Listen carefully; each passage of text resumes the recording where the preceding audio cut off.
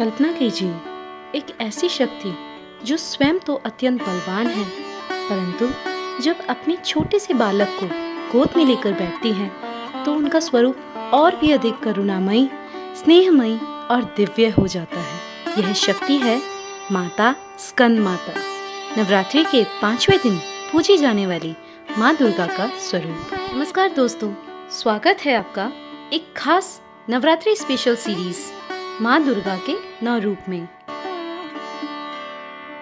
स्कंद माता को यह नाम इसलिए मिला क्योंकि वे अपने पुत्र स्कंद यानी कार्तिकेय जी को गोद में लेकर विराजमान रहती है।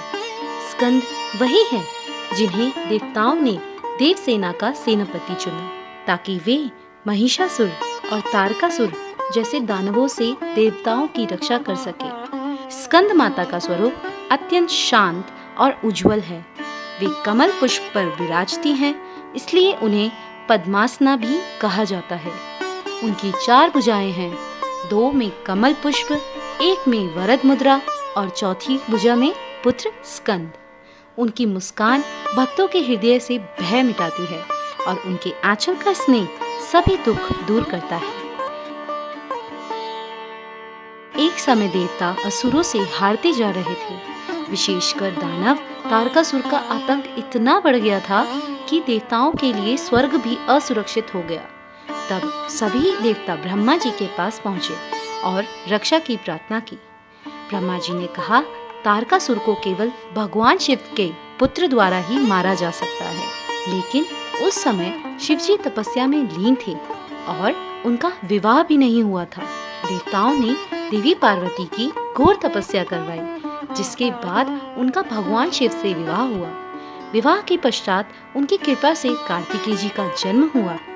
यही कार्तिकेय जी आगे चलकर स्कंद कहलाए। जब कार्तिकेय जी छोटे थे तो वे सदैव अपनी माँ के आंचल में रहते। स्कंद माता अपने पुत्र को गोद में लेकर भक्तों को आशीर्वाद देती, इसलिए उन्हें मातृत्व और वीरता का संगम कहा जाता है।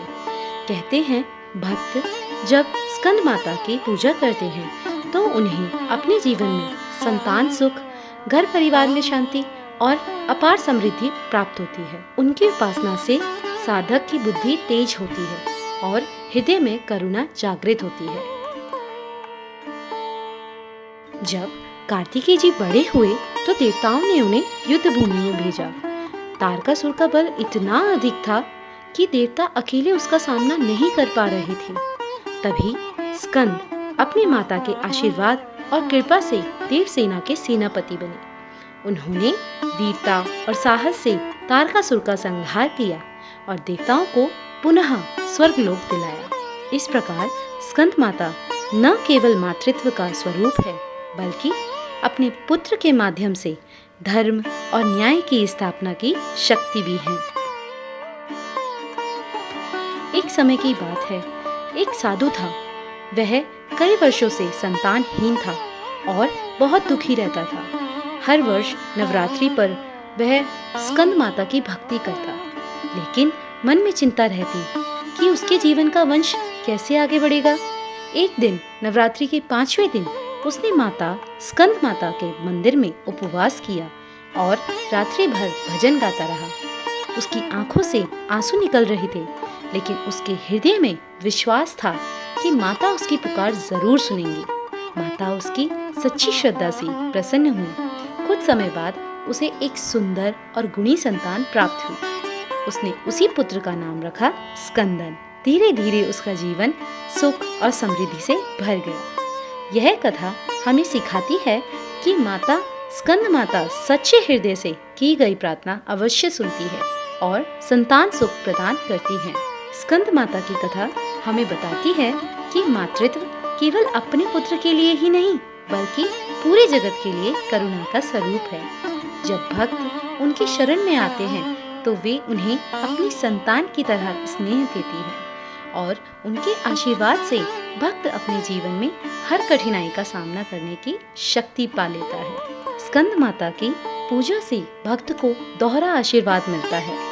पहला, माता का स्नेह और कृपा। दूसरा, पुत्र स्कंद यानी कार्तिकेय जी का वीरता और शक्ति का आशीर्वाद। इसलिए जो भी साधक नवरात्रि के 5वें दिन श्रद्धा से पूजा करता है, उसका जीवन शांति, सौभाग्य और उत्साह से भर जाता है। तो दोस्तों, यह थी स्कंद माता की अद्भुत और प्रेरणादायक कथा। नवरात्रि की इस श्रृंखला में हम आगे जानेंगे माता कात्यायनी की कहानी, जिन्होंने महिषासुर का वध कर संसार को भयमुक्त किया। तो जुड़े रहिए हमारी सीरीज माँ दुर्गा के 9 रूप से और हर दिन सुनिए एक नई प्रेरणादायक कहानी। अगर आपको यह वीडियो अच्छी लगी हो तो इसे लाइक करें, शेयर करें और माय लिटिल स्टोरी बॉक्स को सब्सक्राइब करना ना भूलें। मिलती हूँ आपसे एक और नई प्रेरणादायक कहानी के साथ। तब तक के लिए जय माता दी।